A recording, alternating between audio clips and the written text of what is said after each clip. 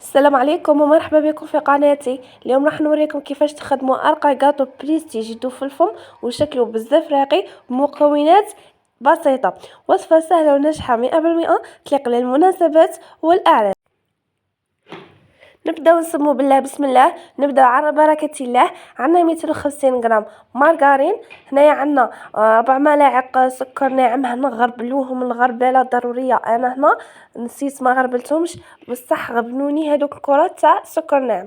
انا راح نضربوهم مليح بالباتر حتى نتحصلوا على كريمه. من بعد نزيدو ربع كاس من الزيت.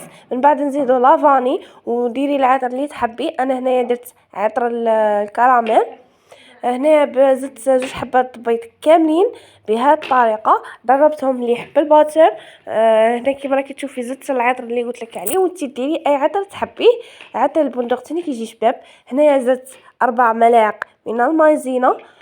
المايزينا راح تعطيها طراوه وخفه للكاطو تاعنا.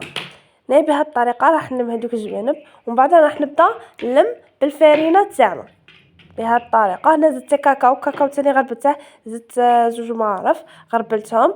وهنايا زدت الفارينه على حساب العجينه تاعك. المهم ما تيبسوش العجينه. هذو هما اسرار الصابي. العجينه ما تحبش تيبس ولا تنشف ولا نكثروا فيها الفارينه يجي يابس. بهذه الطريقه رايحين نلمو لاباط تاعنا حتى نتحصلوا على القوام المناسب. شوفوا القوام تاع العجينه كيفاش راه. هنا هاكا حقيت نزيد فيها الفارينه باسكو ولات تلصق لي. نتوما ديروها مناسبه بهذه الطريقه. هنايا درت الطابع تاعي في الفارينه ومن بعد بديت نطبع في دوائر. ثم تاني تقدروا ديروا شكل تحبوا. انا عجبني هذا الشكل دائري صغير. ما ديروش دائري كبير ديروا دائري صغير. وهنايا نبداو نستفوا في السنيوه تاعنا. هنايا الفور تكونوا شعلتوه يسخن مسبقا باش الكاطو تاعنا يلقى حامي ما يهبط لكمش في الفور. بهذه الطريقه سترت كاع هذوك الحبات. هنايا الكاطو تاعنا زدت فيه نص مغرف صغيره تاع فرفاره. نسيت ما قلتها لكمش قبيله في الفيديو تاع العجينه. هنايا انا درت اوبليز. بديت اوبلي نخدمو كريمه الزبده. انا هنايا قطعتها باش نعاون الباتر تاعي. وهنا في هذه اللحظه تحرق لي الباتر تاعي. تما ننصحك قطعيه مليح مليح وباش باش ما تغبنكش وباش ما تفسدلكش الباتر تاعك. هنا انا زدت كيس فلون تاع شاف غانو. هنايا زدت 3 ملاعق سكر ناعم.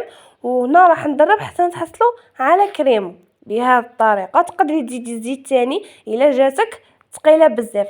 هنايا بعد ما طاب الكاطو تاعي كما راكي تشوفي الطياب تاعه ديريها من تحت 7 دقائق من فوق 2 دقائق ماكسيموم.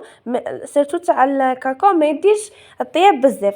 هنايا درت لهم كاع كريمه الزبده بهذه الطريقه. ومن بعد درت التوفيه كراميل. هنا هذا بذوق الكابريس درت لهم كاع.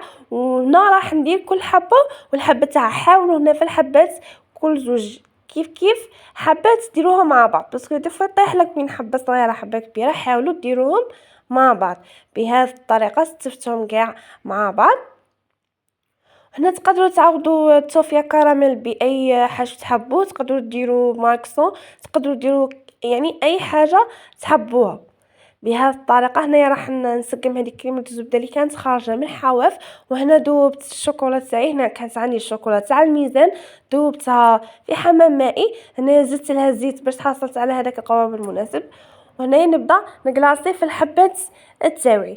هنايا نحطوا ورق الطهي. هنا ورق الطهي غير باش ما تلصقش هذا مكان يعني نديروها وراح نبعدوا الحبات من المكان تاعها من الاول باش من بعد ما يبقالناش فيها هذيك الزائد تاع الشوكولا ونقعدوا نحو فيها. ودي فوا يتفسد الشكل تاعها. على بيها نديروا هذا ورق الطهي باش كي نبعدوها من بعد تجينا سهله باش نحوها وثاني الحبه ما تفسدش بهذه الطريقه. هنا كان عندي هذا المول يتباع في الاسواق وتقدري ديري فوق اي شكل. راهم كاينين كاع الاشكال وكاع الانواع. هنايا بديت ندير فيه في الشوكولا ونديروه في المجمد راح يتنحاو معاكم بكل سهوله. هنايا بعد ما نشفوا الحبات تاوعي كان عندي ناكري دوغي. هنا كان عندي انا واجد مقبل درته في كاطو واحد اخر. نسيه واش ديري معاه ملعقه من الزيت. ولا عطر اللوز، عطر اللوز الحلو ولا لافاني. هنايا بهذه الطريقه راح نحي الحبات كما قلت لك يطيحوا بكل سهوله، ندير فيهم شويه من الشوكولاته ونبدا نلصق في الحبات تاوعي. هنا الا اكتفيتوا بالشكل كيما هكا خلوه كيما هكا. تبغوا تزيدوا له ماكري دوغي هو اللي راح يعطيه هذاك الجمال تاعه. شوفوا يعني ما شاء الله يجي بزاف بنين. انا هذا درته كاطو في العيد وعجبهم بزاف، يعني اللي داقه شكره من يدي. شوفوا راح يجي الشكل تاعه بزاف بزاف راقي.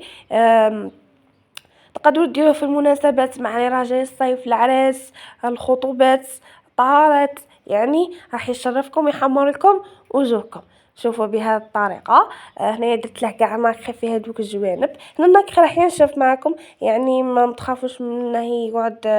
انا الماكري اللي راه عندي نوعيه جيده، نحط لكم نوعيه تاعها في صندوق الوصف كما راكم تشوفوا. هنايا درت حبه تاع عقاش في نص هذيك الوردة. تقدروا تستغنوا عليه، يعني هذه مجرد إضافة. بهذه الطريقة هنايا راح نكمل الحبات ونلتقى في صحن التقديم.